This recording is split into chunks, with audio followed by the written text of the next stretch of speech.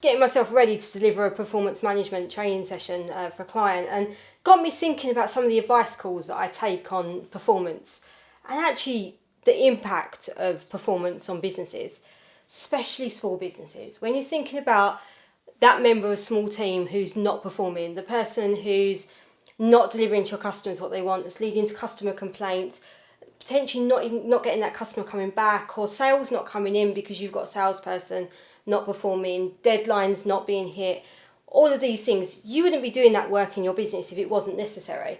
And so every bit that's not being done has a huge impact on your business, has an impact on the rest of your staff. If you've got one person who's not doing what they should be doing, that's going to start putting impact on the other rest of the team who are picking up the work from that person. It's huge, and particularly in small teams and small businesses where that one person makes up quite a big percentage of your whole workforce, that impact is huge. It's costly. So it's something you've got to get right, but it's actually really tricky. It's something it's quite difficult to do. And often when I'm speaking to clients about issues with performance, it comes about after many months of things going wrong, probably sliding slowly getting worse, until finally I get the phone call, I've had enough of this. I want them gone. It's got too bad. And at that point, that it can be challenging to deal with. It can be difficult to kind of pull back and work out where it went wrong. Why did it kind of slide down towards this bad performance? Was it always bad? Have we only just noticed it? And often the reason it kind of gets to breaking point, that kind of final straw before that business owner gives me a call and says, Jenefer, please help me with this. It's that fear. I don't know what to do. I don't know how to manage this. I don't know how to have that conversation with the person. I don't know whether it's kind of them or something else has impacted it, and therefore how do I pick this up? How do I pick up something that I noticed now, but actually it happened a week ago and I've only just noticed it? Maybe you've devolved that responsibility, you've delegated to them, you expected them to do it, and it's only some time later that you've picked up something's going wrong. The client complaints have started coming in, but actually what that's highlighted is that the performance has been going wrong for some time. All of these things that happen that kind of get you to that point where it's like something's got to happen now, and often by that point you've had enough. You've got to deal with it, and that does make it really difficult. At that point, we're often looking at, okay, we've got to unpick what's happened. We've got to try and establish why the performance has gone wrong, whether the person knew, and of course, if they haven't been told, if those conversations haven't happened, they've got the defence that they didn't know that the performance was an issue. So sometimes we've got to unpick those kind of things. So if you're in that situation, if you're stuck with somebody and they're not doing what you need them to be doing, get on the phone to me. Give me a call. Talk to me about it. Let's find out how we can resolve that situation, because we can resolve that situation for you. We can work it out. Ideally, we can kind of get to a point where we stop that happening, and that's kind of where I come in with kind of training and things. And often what I do, work with clients and say, well, okay, I'll get you through that bit. We'll get you through. We'll deal with that employee. But then actually let's look at how we can kind of improve performance across your organisation. How can we make sure that we don't get stuck in this situation again? So, starting point, and often forgotten, is what is good performance? What are we expecting? Does the person know this? Do you know what this looks like? And a really good exercise is to sit down and look at the roles within your organisation and go, right, what does good performance look like for that person in that role?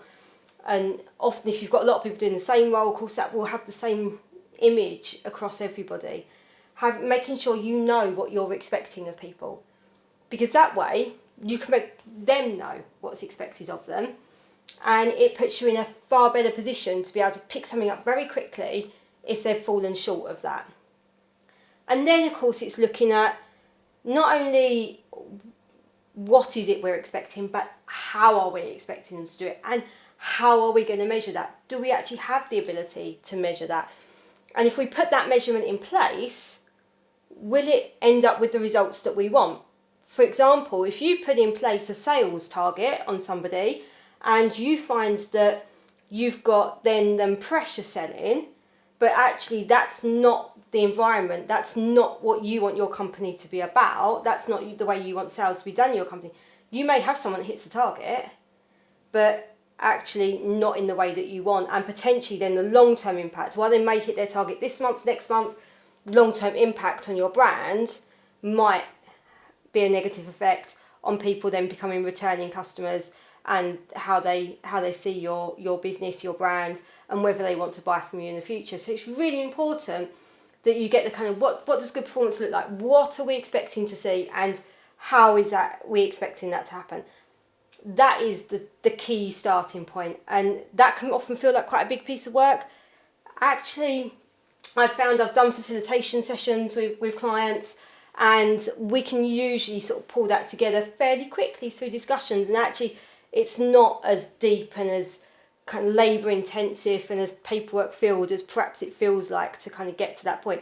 And it does put everyone in a good position. It puts your managers in a good position to be able to manage performance, to be able to pick things up quickly, and it puts your employees in a good position to know exactly what's expected of them, exactly what's expected in terms of how they're going to do that, how they're going to deliver it, how much autonomy they've got in how they deliver it, so that they can kind of work out perhaps from themselves where their development lies, and hopefully that will improve your conversations between your employee and your manager, where both sides can kind of pick up and go, actually, yeah, that bit's not quite working as it should be, and getting those things fixed relatively quickly.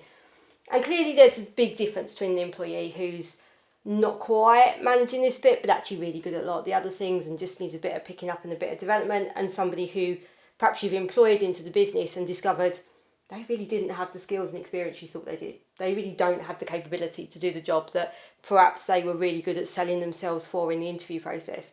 And we'll see how we manage those different types of employees will be completely different, and the potential outcomes in terms of that management will be completely different. So it's that having an overall, having those foundations, knowing what you're expecting, knowing how you're expecting it to be, knowing how you're going to measure it, having that as kind of your starting point, having those performance conversations regularly, picking things up really quickly as soon as you notice them. And fair enough, if you don't notice it for a kind of month or two after it's happened, fine, great, but still pick it up as soon as you notice it. From then, of course, how we then deal with it, the next stages in that, we are going to have to look at that on a case-by-case basis, and that's going to depend on the length of service, the type of role people are in, the training that they might need, the skills that they're supposed to have, the reasons behind their poor performance. All of those kind of knock-on effects into that performance are going to have to be taken into account, and how we manage it, and that whether we try and we improve that performance, or potentially we're looking to exit that person from the business. If it really isn't a good fit, if you've got someone who really isn't right for your business, then obviously that's a potential outcome that we're looking at. And those are the sorts of things that we deal with on the advice lines here at SIlk Helix.